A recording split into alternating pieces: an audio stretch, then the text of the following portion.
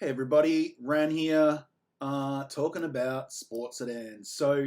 Um, something I've noticed that's come up last week was on one of the sports sedan groups that's been around for a long time. That's actually run by someone that's not to do with sports sedans, but they have the biggest group on Facebook, and they post some interesting things. Now, I don't want to like have a crack at them or anything, but they put a post up about the new Mark car, which is an LS3 6.2 litre powered space frame car with a body based off or inspired by, I should say, inspired by the Mercedes GT3 car.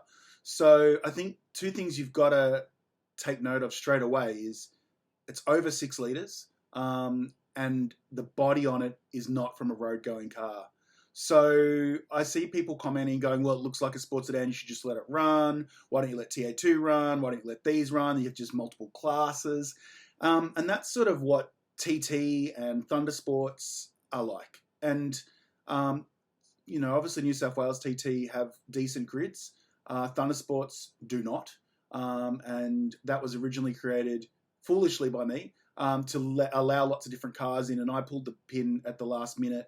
But someone else took over it, and now it's been taken over by AMRS, and frankly, it's a shit show and embarrassing because it's nothing like what I intended it to be. But back to this Mark car. So you can't just let everything in. If we let everything in, then we should be allowed to do what we want to do. And now, for someone like myself, that's fine. I haven't got tons of money. Well, I've got all my money into racing, but not compared to some of the other competitors that've got $100,000 6-litre motors. So they've built their engines to 6 litres to comply to the regs with as much horsepower as they can get in them. And then someone comes along and goes, well, I'm just going to run my 6.2 litre. Now, you might say it's only 0.2 litres, Ren.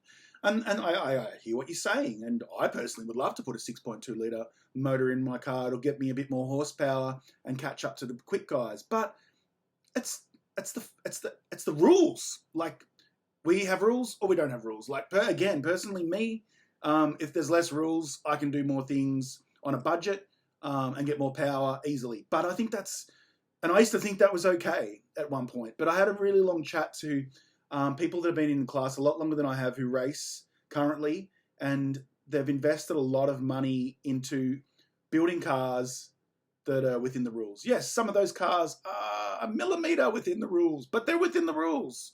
Otherwise, they wouldn't be allowed to race, would they? Someone would have protested them out. So you can complain and carry on, the cars aren't all complying. Well, no one's protesting them out, so they must be pretty bloody close. Yes, some merge angles or something, I don't know.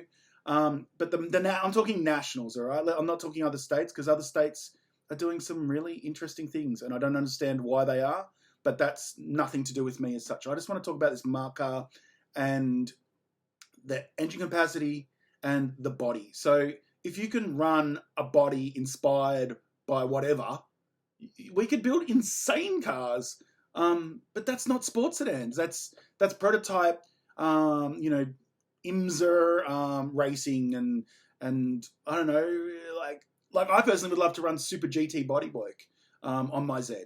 I can't. It doesn't comply.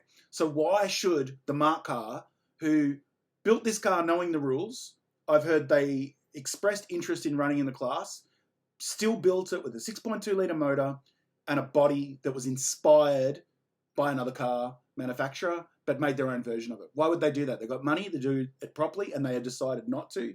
They're building it for their own class, which is perfectly fine, and I understand that.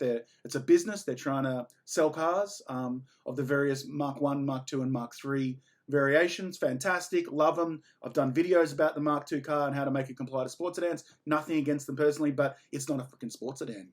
So when Speed Cafe or freaking Auto Action or freaking the Sports Sedan paid group that's not run by someone who's involved with sports sedans, who is about, I don't know, a few years behind he's like, oh, I've just had this idea. It's like, mate, this has been talked about for a long time. You're way behind. You're stirring up shit, and you are giving the wrong information out. So I just wanted to say that 6 litres is what we race to.